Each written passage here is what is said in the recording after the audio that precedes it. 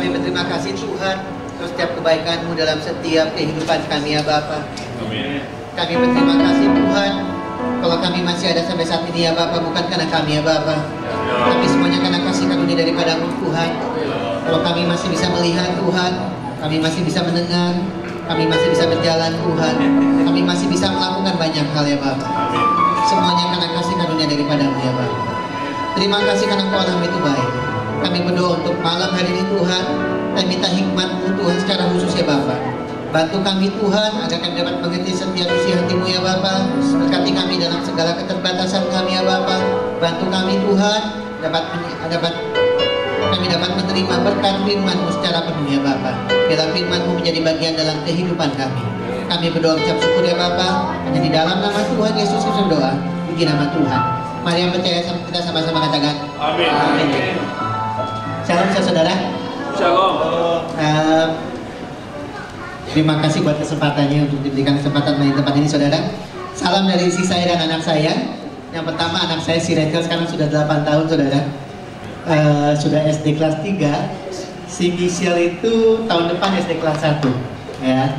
Nah saya kan baca satu ayat saudara. Kita buka dari 2 Petrus ayat yang pertama, pasal yang pertama, ayat yang kedua.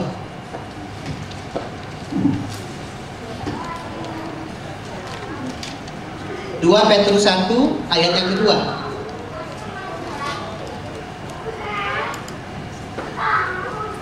Ya, 2 Petrus 1 ayat yang kedua, saya akan bahas sedikit mengenai ini saudara. Nah, di sini dikatakan, semua udah dapat ya.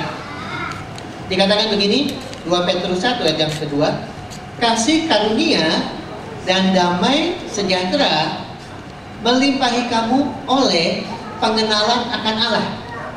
Ya, saya baca kembali. Kasih karunia dan damai sejahtera melimpahi kamu oleh pengenalan akan Allah dan akan Yesus Tuhan kita. Saya baca sekali lagi saudara.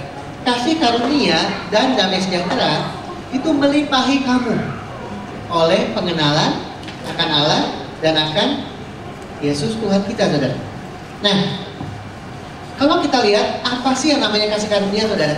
Nah, kasih karunia itu namanya kasih karunia itu bukan sesuatu yang kita itu layak menerima saudara.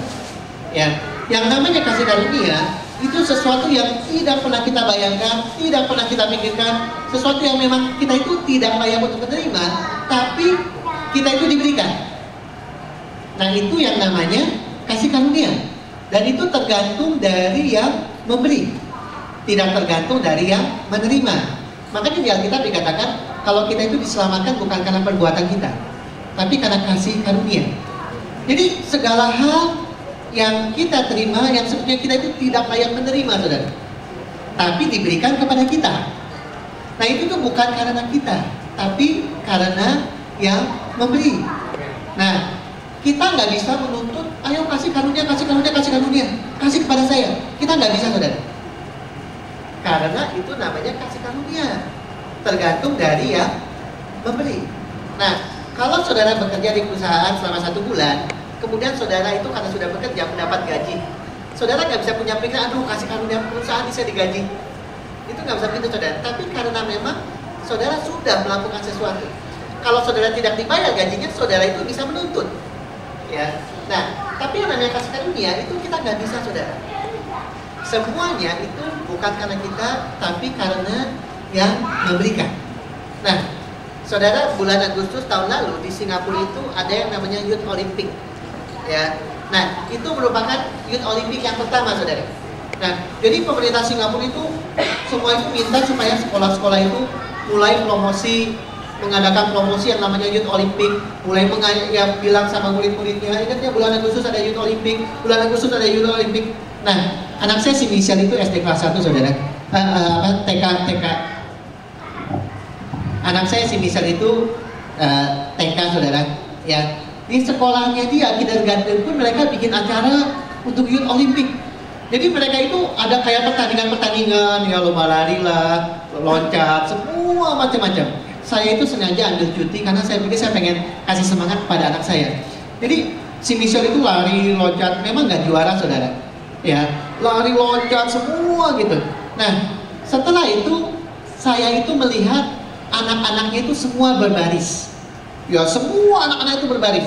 Ternyata sama kepala sekolahnya, semua anak-anak satu persatu dikasih medali emas. Ya, juara 1, juara 3, juara keempat, nggak juara pun semuanya dikasih medali emas. Nah, di sebelah saya itu ada orang tua murid bilang sama gurunya, sorry anak saya nggak bisa datang karena sakit.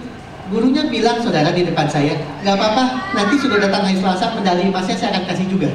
Ya, loh, saya pikir kan kalau pertandingan yang juara 1 yang dapat medali emas, juara 2 itu medali perak, saudara. Juara 3 itu medali perunggu. Ini semuanya itu nggak ada yang juaraan, semuanya yang ikutan itu dapat medali emas, saudara. Malah temannya dia yang sakit nggak ikut pun itu dapat medali emas, saudara. Nah, anak saya itu dapat medali emas karena apa, saudara? Karena dia juara? Dapat medali emas karena kasih karunia dari sekolahnya. Bukan karena dia berusaha dia menang dapat medali. Semuanya karena kebaikan sekolahnya, saudara. Dia kan bangga sekali kan? Jadi waktu dapat medali emas, saya kompor-komporin juga. Wah, Michelle ya, pertama di keluarga yang dapat medali emas, tambah bangga, saudara. Ya, udah gitu ya. Jadi saya jemput si Michelle, habis jemput si Michelle, saya tuh jemput si Rachel. Ya, jemput si Rachel jalan kaki sekitar 10 menit. Medali emasnya nggak mau dilepas, saudara. Pokoknya nggak mau dilepas, pengen pakai medali emas. Ya, kalau hari Rabu itu kan hari Senin. Hari Rabu itu ada FA, isi saya itu ada FA dengan keluarga-keluarga muda, dengan anak-anaknya semua di bawah Ruby. Selama FA itu medali emas dia pengen dipakai, saudara. Bangganya luar biasa. Ya, supaya nunjukin sama orang-orangnya itu, sama teman-temannya dia tuh dapat medali emas. Tapi saya sebagai bapaknya ya, yang melihat dia, saya pikir, ya Michelle, bukan karena kamu kok ya dapat medali emas, karena kasih karunia dari sekolah. Nah, ini dikatakan kasih karunia. Artinya sesuatu yang memang tidak pernah kita bayangkan, yang kita itu tidak layak menerima, tapi diberikan kepada kita. Kita lagi dalam keadaan kejepit, saudara, kita doa Tuhan melakukan mukjizat. Kita dalam keadaan sakit, Tuhan memberikan kesembuhan secara supranatural. Kita dalam mengalami sesuatu yang kita memerlukan pertolongan, pertolongan Tuhan itu datang. Ya, sama sekali bukan karena kita, tapi karena kebaikan Tuhan. Nah, di sini dikatakan kasih karunia dan damai sejahtera. Nah, yang namanya damai sejahtera di sini bukan damai sejahtera karena tidak ada perang, saudara.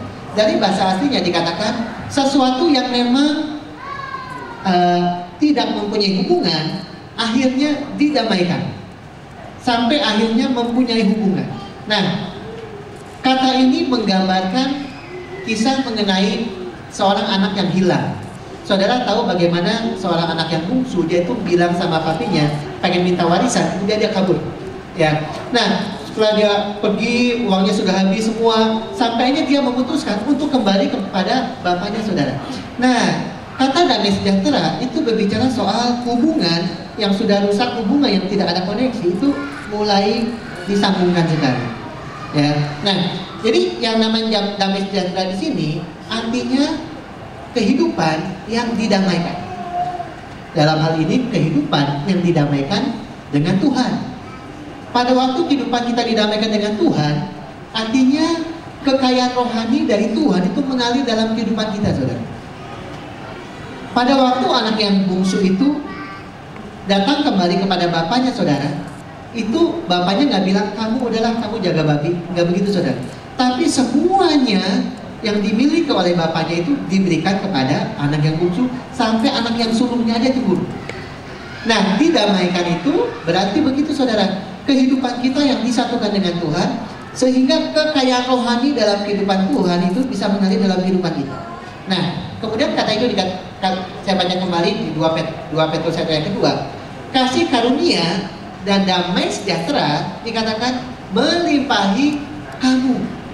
Kata melimpahi di sini itu bukan pertambahan 3 tambah 3 sama dengan 6 tambah 3 lagi sama dengan 9, tapi berbicara soal pelipat gandaan, yaitu 3 kali 3 sama dengan 9, 9 kali 9 sama dengan 81. 81 kali 81 sama dengan berapa? Kemudian dikalikan kembali, saudara. Jadi sebetulnya dalam setiap kehidupan kita, ya, kasih karunia, suatu yang tidak pernah kita bayangkan terjadi. Damai sejahtera, artinya kekayaan rohani dari Tuhan mengalir dalam kehidupan kita, itu akan bisa melimpah, saudara. Kemudian melimpahnya oleh karena apa? Oleh karena pengenalan akan Allah. Pada waktu kita itu mengenal Allah, kasih karunia akan luar biasa dalam kehidupan kita. Damai sejahtera itu akan luar biasa dalam kehidupan kita. Dan luar biasanya bukan biasa-biasa, saudara, melimpah dalam kehidupan kita. Ya, nah, kata pengenalan itu sebetulnya mempunyai dua unsur, saudara. Yang pertama itu ada unsur full discernment. Saya ini bisa membedakan. Saya bisa membedakan, ya, Pak Bambang, Pak Nurdin, Pak Suwandi, saya bisa membedakan. Nah, unsur yang pertama dari pengenalan yaitu bisa membedakan. Saya ini tahu ini orangnya ini, orangnya ini. Saya ini tahu ini Tuhan, ini bukan Tuhan. Saya ini tahu. Nah, inilah papanya. Itu yang unsur pertama dalam pengenalan. Nah, saudara, saya ini kan punya saudara kembar. Saudara kembar saya itu di Bandung, ya. Nah, saya tahun 91, saya itu ke Brisbane. Nah, waktu saya SMA sama-sama, orang-orang tuh tahu saya itu, kita semua itu suka main-main kan. Ya, kita semua tuh nggak ada ke gereja, saudara. Ya, saya nggak ke gereja, saudara kembar saya tuh nggak ke gereja. Ya. Saya tahun 91 saya ke Brisbane, saya terima Tuhan Yesus di situ. Setelah saya terima Tuhan Yesus di Brisbane, saya melayani, saya ke gereja setiap hari Minggu, saudara. Saya melayani setiap hari Minggu. Nah, tapi kan saudara saya tuh masih belum ke gereja, dia itu masih tetap di Bandung. Dan dia masih belum ke gereja. Dikenal sama teman-temannya, saudara kembar saya belum pernah ke gereja. Nah, saya kan dari Australia saya pulang ya. Pulang itu kan 2 bulan saya pulang, sebulan saya pulang. Yang namanya pulang ke Bandung ya saya cari Tuhan. Saya datang ke gereja, saudara. Lama-kelamaan saya ini sudah biasa. Kalau saya datang ke gereja, suka ada orang nggak kenal saya, tuh bilang sama saya, tuh lu ke gereja sekarang. Ya, padahal kan bukan saya, saudara. Saudara kembar saya. Ya, dia pikir saudara kembar saya nggak ke gereja, tuh ke gereja.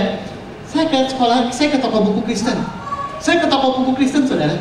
Ya, udah ke toko buku Kristen, ada yang ngetok. Loh, lu ngapain ke toko buku Kristen? Ya, loh, padahal kan saya, saudara, bukan saudara kembar saya. Saya menikah di Singapura tahun 2001, saudara. Waktu saya menikah di Singapura, saudara kembar saya itu datang. Saya ini kan masih di mobil pengantin. Saudara kembar saya itu sudah ada di tempat pemberkatan pernikahan, berdiri paling depan. Ya, nah, saya nggak tahu ceritanya bagaimana saudara. Tapi setelah semua acara sudah selesai, saudara kembar saya itu bilang begini, wah, tadi ya, saya lagi berdiri di depan, banyak yang datang nyalamin saya. Selamat ya, selamat ya, selamat ya. Tuh, saya masih di mobil pengantin, saudara. Ya, saya bilang, ada yang ngasih ampau nggak? Balikin. Ya, saya bilang gitu lah. Ya. Nah, cuman kan begini. Tapi kenapa orang tua saya nggak pernah salah, saudara? Selamat ya. Salah, bukan kamu yang menikah ya? Kenapa orang tua saya nggak pernah salah, saudara? Kenapa kakak-kakak saya, saudara-saudara, kenapa nggak pernah salah? Karena mereka mengenal. Ya. Nah, itu unsur yang pertama, itu soal berbicara soal kita itu bisa membedakan. Nah, unsur yang kedua, selain kita bisa membedakan, kita itu bisa menyadari sifat dan karakter orang tersebut. Kita itu bisa tahu sifat dan karakter Pak Panel itu bagaimana. Kita ini nggak hanya tahu Pak Suwandi, kita itu tahu sifat dan karakter, kemampuan, kebiasaan Pak Suwandi itu seperti bagaimana, kita bisa tahu, saudara. Nah, jadi kalau dikatakan, ya, kasih karunia dan damai sejahtera melimpahi kehidupan kita karena pengenalan. Pengenalannya itu karena memang kita tahu ini emang Tuhan. Dan kemudian kita itu menyadari Tuhan itu memang luar biasa sekali dalam kehidupan saya. Tuhan itu memang luar biasa sekali hebatnya. Tuhan bisa melakukan segala hal dalam kehidupan kita. Kalau saudara tahu Tuhan, saudara tahu kemampuan Tuhan, sifat karakter kebaikan Tuhan yang luar biasa. Firman yang Tuhan yang merupakan janji ini, kasih karunia, damai sejahtera itu akan melimpah dalam